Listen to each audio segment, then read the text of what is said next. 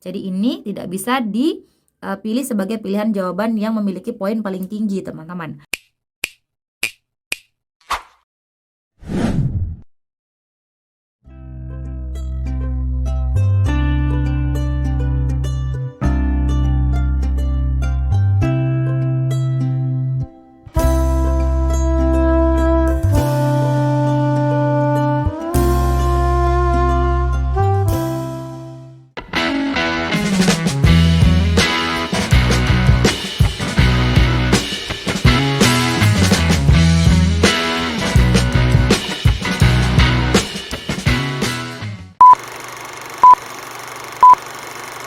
Assalamualaikum warahmatullahi wabarakatuh. Terima kasih karena kalian sudah klik video ini. Selamat datang di channel aku. Salam kenal, aku Lili Hernawati.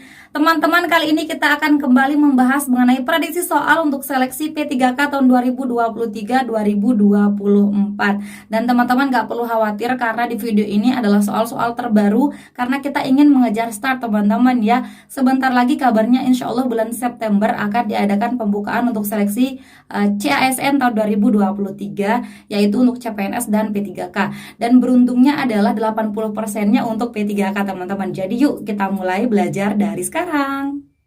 Tapi sebelum itu, buat teman-teman yang belum subscribe channel ini, yuk dukung Mimin dulu dengan klik tombol subscribe kalian. Dan jangan lupa untuk nyalakan juga tombol notifikasinya supaya teman-teman tidak ketinggalan info-info terbaru dari aku. Terima kasih. Oke teman-teman, kita langsung saja ya. Yang pertama kita bahas adalah mengenai nilai ambang batas dan bobot untuk seleksi P3K tahun 2023 ini, teman-teman ya. Jadi untuk semua formasi ya, semua formasi akan diujikan beberapa kompetensi, teman-teman ya. Yang pertama adalah kompetensi teknis. Nah, kalau yang ini berkaitan dengan formasi yang teman-teman ambil. Misalkan teman-teman mengambil formasi sebagai guru misalkan ya, yaitu formasi terbanyak, kita ambil contohnya ya. Yang kabarnya ini sekitar 580.000 formasi yang akan dibuka untuk guru ini untuk daerah, teman-teman ya. Nah, untuk teknis guru, teman-teman perlu belajar mengenai tes pedagogiknya apa saja, teman-teman ya. Pedagogik ini kemampuan teman-teman sebagai seorang guru gitu, teman-teman ya. Tapi kalau profesionalitasnya nggak ada, teman-teman, yang saya dengar dari tahun-tahun sebelumnya. Nah, ini contohnya, teman-teman ya. Kalau teman-teman misalkan ambil yang lain, misalkan sebagai seorang penyuluh pertanian misalkan ya, maka yang perlu teman-teman pelajari berkaitan dengan bagaimana sih tugas-tugas penyuluh, seperti itu teman-teman ya. Nah, untuk jumlah soalnya untuk guru ini ada 100 soal, teman-teman ya. Sedangkan selain guru yaitu nakes dan juga tenaga teknis lainnya ini soalnya ada 90, teman-teman ya. Sedangkan untuk guru ini 100 soal gitu, teman-teman. Itu untuk kompetensi teknis. Kemudian yang diujikan yang kedua adalah kompetensi manajerial. Nah, ini nanti saya akan jelaskan apa saja sih soal-soal terkait manajerial ini. Kemudian yang ketiga ada sosial kultural dan yang keempat adalah wawancara. Nah, untuk poin yang tiga ini, teman-teman ya, yang manajerial, kemudian sosial kultural dan wawancara ini berlaku untuk semua teman-teman yang mengambil P3K ini, teman-teman ya, apapun formasi teman-teman, mau guru, nakes dan juga PPPK teknis lainnya, maka teman-teman akan tetap diujikan yang tiga ini, teman-teman ya. Dan soalnya mirip-mirip untuk semua formasi, teman-teman, tidak jauh beda ya. Yang berbeda itu hanya di kompetensi teknisnya saja, teman-teman. Oke, sampai di sini kita clear, teman-teman ya. Kemudian untuk yang jumlah soalnya manajerial ini ada 25 soal dengan pilihan gandanya hanya 4, A, B, C, dan D saja. Kemudian untuk sosial kultural ini pilihan gandanya ada 5 dengan jumlah soal yaitu 20. Pilihan jawabannya ada A, B, C, D, dan E, teman-teman, seperti itu. Untuk waktunya untuk teknis manajerial dan sosial kultural ini digabung menjadi 120 menit. Kemudian untuk wawancara ini ada 10 soal dengan waktunya 10 menit saja, teman-teman ya. Nah, untuk nilai ambang batas di sini untuk kompetensi teknis ini berbeda-beda ya, tergantung dari formasi yang teman-teman ambil. Nah, kemudian untuk manajerial dan sosial kultural ini disatukan, teman-teman ya. Setelah diambil nilainya yang manajerial dan sosial kultural ini digabung maka harus mencapai 130. Itu ambang batasnya, teman-teman. Sedangkan untuk wawancara ini ambang batasnya adalah 24 dengan nilai maksimal 40. Seperti itu, teman-teman ya. Kalau teman-teman masih ada pertanyaan, silahkan teman-teman komen saja di kolom komentar. Oke, teman-teman, kita lanjut lagi. Selanjutnya terkait materi kompetensi manajerial berdasarkan Permenpan RB nomor 29 tahun 2021 ini ada beberapa, teman-teman. Yang pertama adalah integritas. Terdiri dari jujur, peduli, mandiri, disiplin, tanggung jawab, kerja keras, sederhana, berani, dan adil. Ini saya singkat dengan yang bertulis tebal ini, teman-teman ya. Jupe mandi gerhana berat, teman-teman. Ini singkatannya yang saya gunakan. Teman-teman kalau punya singkatan lain silahkan komen di kolom komentar supaya jadi tambahan informasi untuk kita semua. Kemudian selanjutnya adalah yang kedua terkait kerjasama. Bagaimana teman-teman bisa bekerja sama antara karyawan yang satu dengan karyawan yang lainnya, terlepas dari misalkan ada masalah antara kalian gitu. Misalkan teman-teman ya, teman-teman harus mampu mengesampingkan masalah tersebut. Oke. Kemudian selanjutnya yang ketiga adalah komunikasi. Jadi bagaimana teman-teman mampu berkomunikasi dengan siapapun di lingkungan kerja.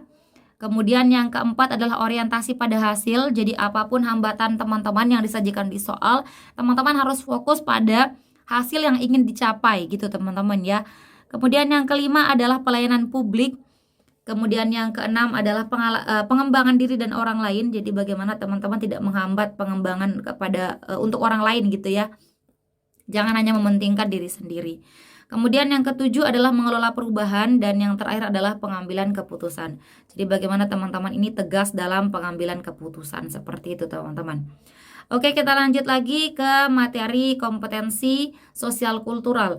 Ini ada 4 berdasarkan Permenpan RB nomor 29 tahun 2021 yang digunakan sebagai acuan. Yang pertama adalah kepekaan terhadap perbedaan budaya. Jadi karena Indonesia ini begitu banyak budayanya, teman-teman ya, di Indonesia. Jadi kita harus berusaha untuk saling menghargai budaya yang berbeda tersebut, teman-teman ya. Terlepas dari apakah teman-teman senang atau tidak, sebenarnya teman-teman harus saling menghargai gitu secara langsung kepada orang lain gitu ya. Terlepas dari hati kita bagaimana, terserah teman-teman gitu. Kemudian yang kedua adalah kemampuan berhubungan sosial. Jadi bagaimana teman-teman mampu berbaur dengan orang lain, mampu beradaptasi. Kemudian yang ketiga adalah kepekaan terhadap konflik. Nanti misalkan disajikan ada konflik di masyarakat ataupun di kantor, bagaimana teman-teman mampu memberikan solusi terhadap konflik tersebut gitu ya, teman-teman ya. Kemudian yang terakhir adalah empati. Jadi bagaimana teman-teman mampu berempati pada orang lain ya, mendahulukan kepentingan orang lain dibandingkan kepentingan diri sendiri juga gitu, teman-teman. Oke, selanjutnya adalah terkait materi wawancara. Ini juga ada dijelaskan pada Permenpan RB nomor 29 tahun 2021. Apa saja sih materi wawancara itu? Jadi tes wawancara itu dilakukan dengan mempertimbangkan nilai integritas dan moralitas. Itu yang disebutkan, teman-teman. Nah, apa sih integritas itu? Nah, integritas ini sebenarnya banyak sekali yang mendefinisikannya, teman-teman ya, di Google. Tapi ini yang paling lengkap, ini berdasarkan 7 nilai integritas yang dikeluarkan oleh KPK, yaitu jujur, peduli, mandiri, disiplin, tanggung jawab, kerja keras, sederhana, berani, dan adil. Seperti yang sudah saya jelaskan sebelumnya. Sedangkan untuk moralitas ini berdasarkan KBBI ya, yaitu nilai sopan santun, segala sesuatu yang berhubungan dengan etika atau adat sopan santun, teman-teman ya. Itu adalah moralitas, teman-teman. Nah, kita langsung saja teman-teman ke prediksi soal kita yang pertama, teman-teman ya. Salah satu atasan Anda di perusahaan datang menemui Anda. Ia meminta Anda untuk memilih calon yang diusungnya pada pemilihan presiden tahun 2024. Ia menjanjikan sejumlah uang jika Anda mematuhinya. Tindakan Anda apa? A. Saya akan mengikuti permintaannya sebab tidak berani menolak. B. Saya menolaknya sebab pilihan saya berbeda. C. Saya menolak suap dan memilih sesuai keinginan saya. Atau yang D. Saya sedang membutuhkan uang untuk keperluan pendidikan anak saya. Silakan coba teman-teman pause dan coba dijawab. Jika sudah, kita akan jawab bersama, teman-teman ya. Inti dari soal ini di mana sih? Di sini, teman-teman ya, biasanya di kalimat terakhir. Jadi nanti teman-teman, kalau teman-teman misalkan tidak keburu waktunya ya, waktunya tinggal sedikit, teman-teman langsung saja membaca soal bagian terakhir. Biasanya di sana kata kuncinya, teman-teman ya. Seperti yang ini. Ia menjanjikan sejumlah uang jika Anda mematuhinya. Ini berarti tindakan suap, teman-teman ya. Nah, tindakan teman-teman apa terhadap suap tersebut? Saya akan mengikuti permintaannya. Mengikuti permintaan ini berarti Anda mendukung sikap suap, teman-teman ya, terlepas dari apakah Anda butuh uang atau apa, teman-teman ya. Jadi ini tidak bisa dipilih karena tidak sesuai dengan sikap seorang yang punya integritas. Kemudian yang B, saya menolaknya sebab pilihan saya berbeda. Bagaimana kalau pilihan Anda ini sama? Sedangkan di soal tidak disebutkan apakah pilihan Anda sama atau berbeda, tidak disebutkan ya. Sama atau berbeda tidak disebutkan, teman-teman ya. Nah, jadi apapun pilihan teman-teman, teman-teman tidak boleh mengikuti suap ini. Jadi tidak ada alasan teman-teman ini karena pilihannya berbeda baru ditolak. Bagaimana kalau pilihan Anda sama, apakah Anda akan menerima? Jadi ini tidak bisa dipilih sebagai pilihan jawaban yang memiliki poin paling tinggi, teman-teman. Kemudian yang C, saya menolak suap dan memilih sesuai keinginan saya. Ini baru betul, teman-teman ya. Karena sikapnya tegas, menolak suap. Apapun jenisnya suap harus ditolak, kemudian harus memilih sesuai dengan keinginan gitu, teman-teman ya. Harus sesuai dengan hati nurani gitu. Jangan sampai teman-teman ikut-ikutan mau pilih siapa, karena nanti ke depannya bakalan bergantung dari masyarakat, siapakah presiden kita, siapakah orang-orang yang akan menjadi pemimpin-pemimpin masyarakat gitu, teman-teman. Kita lihat dulu yang D, saya sedang membutuhkan uang untuk keperluan pendidikan anak saya. Nah, ini secara tersirat Anda mengatakan bahwa Anda akan mengikuti arahan orang tersebut ya, yang menjanjikan Anda uang. Karena Anda sedang butuh uang, disebutkan di D ini ya. Meskipun secara tidak langsung tidak disebutkan Anda mau mengikutinya atau menolaknya ya. Tapi kalimat ini sudah menyiratkan bahwa Anda akan mengikutinya gitu, teman-teman. Jadi ini juga poinnya tidak maksimal. So yang memiliki poin paling tinggi di nomor 1 ini adalah yang C, teman-teman, seperti itu ya, yang C. Oke, kita lanjut ke soal yang nomor 2. Nah, teman-teman, kita lihat di sini ya, ini pilihan jawabannya hanya ini. Ini biasanya keluar di soal-soal sosial kultural ya. Pada seleksi PPPK periode 2022-2023 kemarin, teman-teman ya. Kalau pilihannya ini, maka ini biasanya adalah soal sosial kultural gitu, teman-teman. Kita lihat langsung ke soalnya, teman-teman ya. Ingat, kalau teman-teman sudah kehabisan waktu, baru teman-teman akan langsung membaca bagian-bagian terakhir biasanya, teman-teman ya. Tapi kalau teman-teman masih punya banyak waktu, ya usahakan untuk membaca sekilas, teman-teman. Oke, kita mulai ya. Anda adalah seorang lulusan kejuruan manajemen keuangan. Anda melamar pada posisi manajemen keuangan sebuah perusahaan dan diterima. Saat hari pertama bekerja, Anda diminta oleh senior untuk menyiapkan kopi disebabkan Anda belum mendapatkan job desk yang jelas dari pimpinan. Anda menyetujui hal tersebut meski Anda merasa senior sedang mengerjai Anda. Gimana, teman-teman? Apakah teman-teman setuju atau tidak setuju? Untuk apa, teman-teman? Untuk membuatkan kopi ya. Di sini intinya ya, membuatkan kopi untuk senior. Nah, alasan mereka karena Anda belum memiliki job desk. Kemudian Anda diminta untuk menyiapkan kopi. Nah, apakah Anda setuju untuk menyiapkan kopi? Intinya cuma 2 ini aja, teman-teman ya. Apakah Anda setuju untuk menyiapkan kopi? Itu, teman-teman. Nah, jawaban kalian apa?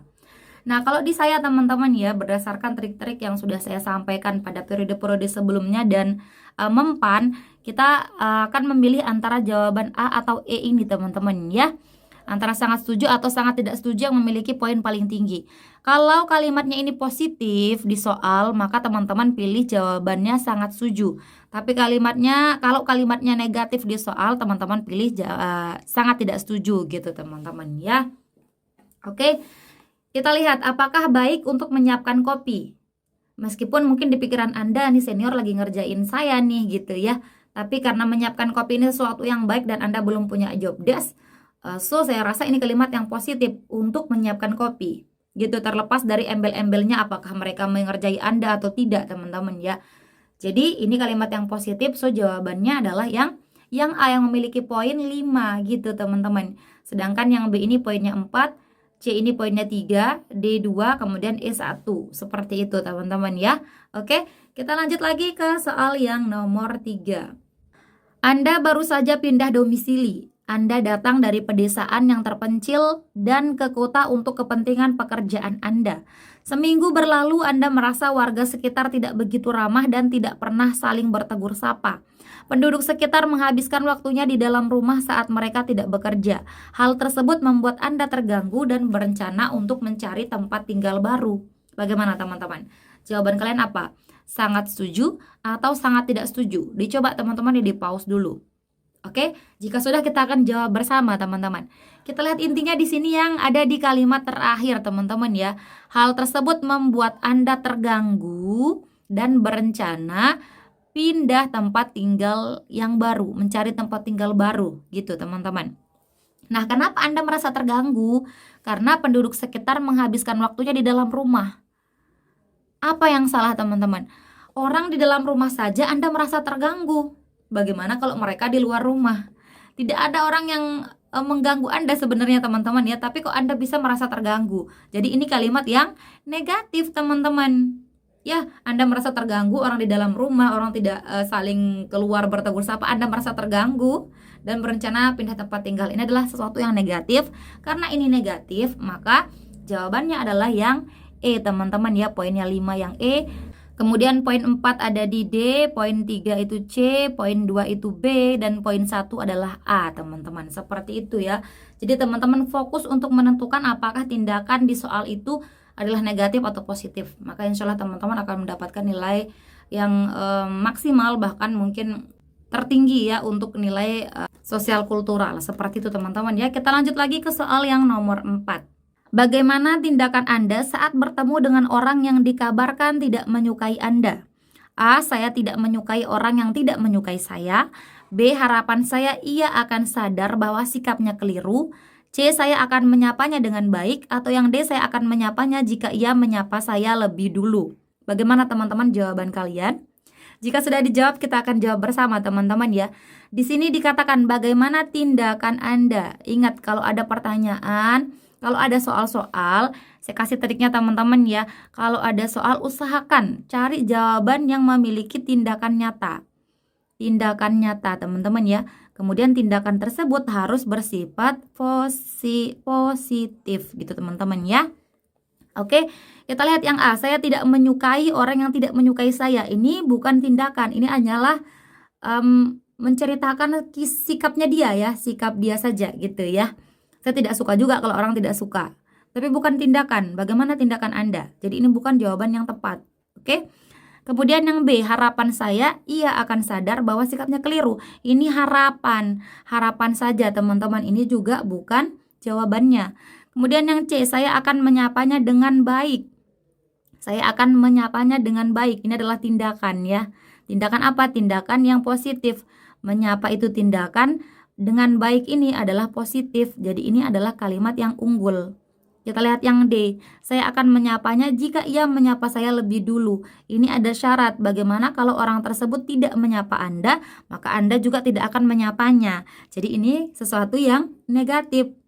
Negatif dalam artian ada yang lebih unggul gitu ya. Yang itu yang C. Jadi jawaban nomor 4 ini yang memiliki poin paling tinggi adalah yang C. Poinnya 4. Kemudian yang D ini poinnya 3 gitu ya. Kemudian yang B poinnya 2, yang A ini poinnya 1 teman-teman. Oke teman-teman, mudah kan? Kita lanjut lagi ke soal yang nomor 5. Sikap Anda ketika seorang datang ke rumah Anda dan meminta sumbangan. Nih kita lihat teman-teman ya. Seseorang datang untuk apa? Meminta sumbangan. Nih, seorang datang untuk meminta sumbangan. Bagaimana sikap teman-teman? A. Memberi sumbangan seadanya. Ini bagus ya, positif. Kita lihat yang B. Tidak memberi sumbangan dan meminta ia berusaha.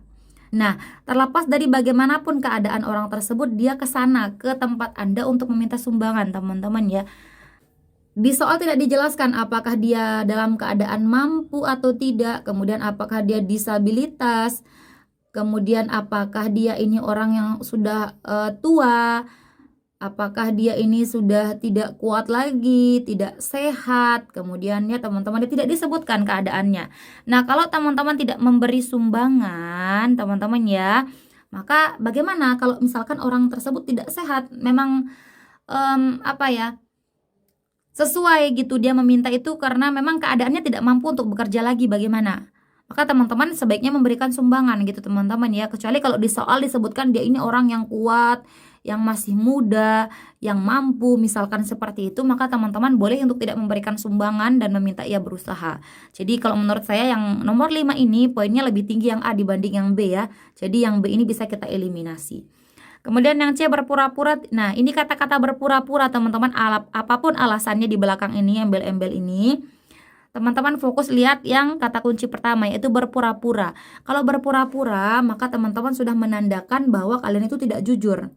Tidak jujur. Apapun alasan teman-teman ya, karena teman-teman tidak jujur, maka ini tidak bisa dibenarkan gitu ya. Jadi yang C ini dieliminasi saja teman-teman. Kemudian yang D memberi sumbangan jika ia memelas. Bagaimana kalau dia tidak memelas? Apakah teman-teman tidak memberi?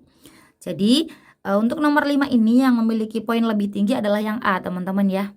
Gitu ya, yang memiliki poin 4. Oke, kita lanjut lagi ke soal yang nomor 6. Anda adalah salah seorang senior di sebuah perusahaan. Anda sudah terbiasa mengerjakan berbagai proyek besar. Beberapa kali atasan meminta Anda menangani proyek dan memilih Anda sebagai ketua tim. Sikap Anda, A. Menyadari bahwa keputusan pimpinan selalu dibutuhkan. Nah, ini teman-teman kita lihat ya. Anda diminta untuk menangani proyek ya. Menangani proyek dan meminta Anda sebagai apa? Ketua tim. Ingat ketua tim itu memiliki tugas untuk mengambil keputusan teman-teman ya, pengambilan keputusan. Ini poin yang ke-8 ya, pengambilan keputusan di manajerial teman-teman. Oke. Nah, kita lihat yang A, menyadari bahwa keputusan pimpinan selalu dibutuhkan. Memang mungkin dibutuhkan teman-teman ya. Kita lihat dulu yang B. Ingat bahwa teman-teman ini adalah ketua tim. Tegas mengambil keputusan karena proyek tersebut telah dipercayakan ke saya. Mana lebih unggul, A atau B? Tentu lebih unggul yang B teman-teman ya. Meskipun yang A ini juga baik, tapi di sini Anda di soal disebutkan sebagai ketua tim. Jadi kalau teman-teman sudah diserahkan untuk menjadi ketua tim atau seorang yang menangani sebuah proyek gitu ya, yang menjadi ketuanya, maka teman-teman harus tegas dalam mengambil keputusan. Karena teman-teman sudah diutus jadi ketua gitu. Kecuali teman-teman itu bukan ketua, maka teman-teman harus menunggu kejelasan dari pimpinan gitu teman-teman. Oke? Jadi yang A ini bisa kita eliminasi teman-teman. Kemudian yang C selalu menunggu keputusan atasan. Apalagi yang ini jangan ya. Karena Anda sudah dipercaya. Karena atasan itu memiliki tugasnya juga teman-teman ya. Jadi yang ini dieliminasi. Kemudian yang D selalu mencari alternatif yang bukan dari keputusan saya. Ini berarti Anda juga tidak percaya diri. Tidak percaya diri gitu teman-teman. Jadi yang D ini juga bukan jawaban yang tepat. So nomor 6 ini yang memiliki poin paling tinggi adalah yang B gitu teman-teman ya. Oke, kita next lagi ke soal yang nomor 7. Hai teman-teman, aku mau rekomendasikan e-book Siap Hadapi PPPK 2023-2024 edisi revisi. Buku ini berisi lebih dari 300 soal manajerial, sosial kultural, dan wawancara. Di antaranya terdapat lebih dari 170 butir bocoran soal yang sudah dimodifikasi. Tentunya soal sudah dilengkapi kunci jawaban dan pembahasan. Buku ini dilengkapi trik menjawab soal cepat dan beberapa FR kompetensi teknis. Yuk segera diorder. Terima kasih. Anda sudah bekerja di sebuah perusahaan ternama selama 5 tahun terakhir. Selama di sana, Anda selalu bekerja dengan tim yang beranggotakan 4-5 orang. Anda tidak mempermasalahkan jika Anda satu tim dengan karyawan yang berbeda suku dan budaya. Bagaimana teman-teman jawaban kalian? Apakah A atau yang E? Kita lihat ya teman-teman ya, di mana intinya di sini teman-teman ya, Anda tidak mempermasalahkan jika Anda satu tim dengan karyawan yang berbeda suku dan budaya. Ini adalah kalimat yang positif ya. Jadi siapapun teman kita satu tim, kita nggak boleh beda-bedain teman-teman ya, karena meskipun kita memiliki suku dan budaya yang berbeda-beda, sesungguhnya kita adalah satu, yaitu Indonesia teman-teman gitu ya. Jadi jawaban nomor 7 ini adalah yang A teman-teman, yang memiliki poin 5, kemudian ke bawah 4, 3, 2, 1. Jadi teman-teman jangan sampai salah menyimpulkan itu kalimat positif atau tidak, karena bisa berakibat teman-teman langsung turun nilainya gitu ya. Oke, kita lanjut lagi ke soal yang nomor 8. Suatu hari Anda mengunjungi sebuah tempat wisata. Sesampainya di sana, Anda harus bersabar dengan antrian yang panjang. Setelah 5 menit mengantri, tiba-tiba ada orang yang menyerobot antrian. Tindakan Anda? Ini kita langsung ya teman-teman ya, biar tidak lama durasinya. Ini kita lihat ya. Intinya di sini menyerobot antrian. Biasanya di akhir kalimat teman-teman ya. Nah, bagaimana tindakan kalian? Ini hanya embel-embel nih, cerita doang nih, cerita biar soalnya panjang gitu teman-teman ya. Intinya adalah ada orang yang menyerobot antrian. Tindakan kalian apa? A. Mengabaikannya saja karena bukan antrian saya yang dipotong. Ini berarti Anda menyetujui tindakan curang ini. Anda setuju karena Anda mengabaikan tindakan tersebut. Artinya Anda tidak tidak mengambil tindakan apapun gitu ya. Jadi ini tidak bisa dipilih. Poinnya negatif teman-teman ya, bisa jadi 1 atau 2 saja poinnya. Kemudian yang B menegurnya untuk kembali ke antrian. Ini baik ya, menegurnya. Ini berarti Anda tidak setuju dengan tindakan curang tersebut. Kemudian yang C meminta orang yang ada di dekatnya untuk menegurnya. Kalau teman-teman masih bisa menegurnya, maka teman-teman diutamakan untuk langsung menegur orang tersebut, tidak harus meminta orang yang di dekatnya untuk menegurnya. Gitu ya. Jadi lebih unggul yang B dibandingkan yang C. Kemudian yang D melaporkannya ke Satpam. Nah, ini kalau misalkan di soal disebutkan bahwa dia tidak mau Anda tegur, baru Anda mungkin bisa melaporkannya ke Satpam. So, yang nomor 8 ini menurut saya yang memiliki poin lebih tinggi adalah yang B, teman-teman ya, poinnya 4. Jadi Anda harus berusaha terlebih dahulu untuk mencegah kecurangan dimanapun teman-teman berada. Nah, kemudian poin 3 ada di D, poin 2 ada di C, dan poin 1 ada di A, teman-teman. Seperti itu, kita lanjut lagi ke soal yang nomor 9. Angkutan umum lebih banyak digunakan oleh masyarakat sebagai pilihan transportasi setiap hari, terutama di hari kerja. Hal tersebut dapat dilihat dari penuhnya angkutan umum di setiap pagi dan sore hari.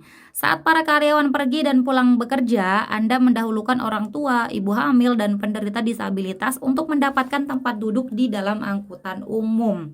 Nah, pilihan teman-teman apa? A atau E? Nah, kita lihat di sini teman-teman ya. Di kalimat terakhir, Anda mendahulukan orang tua, ibu hamil, penderita disabilitas untuk mendapatkan tempat duduk di dalam angkutan umum. Ini adalah kalimat yang positif. Kalau positif, jawabannya yang benar banget, yang A, teman-teman. Pintar banget sekarang sudah kan? Ini gampang banget, teman-teman. Ini poinnya 5, kemudian yang B4, yang C3, yang D2, yang E1. Seperti itu ya.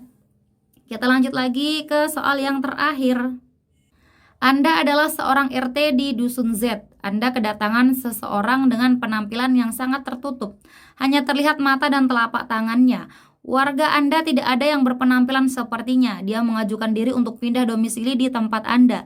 Anda tidak melihat penampilannya yang berbeda sebagai satu-satunya tolak ukur untuk memberikan keputusan.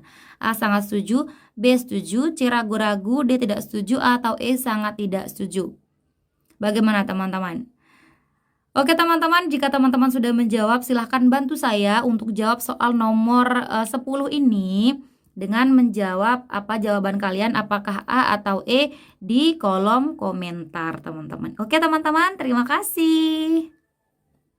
Oke teman-teman, sekian dulu video kita kali ini. Terima kasih untuk partisipasi kalian dan terima kasih juga karena teman-teman sudah menonton video ini sampai akhir. Jika menurut kalian video ini bermanfaat, jangan lupa dukung Mimin dengan klik like, komen, subscribe, dan nyalain juga tombol loncengnya. Dan jangan lupa untuk share video ini ke teman-teman kalian yang lain supaya manfaatnya tidak berhenti di kalian. Oke teman-teman, terima kasih. See you next time and bye-bye. Assalamualaikum warahmatullahi wabarakatuh.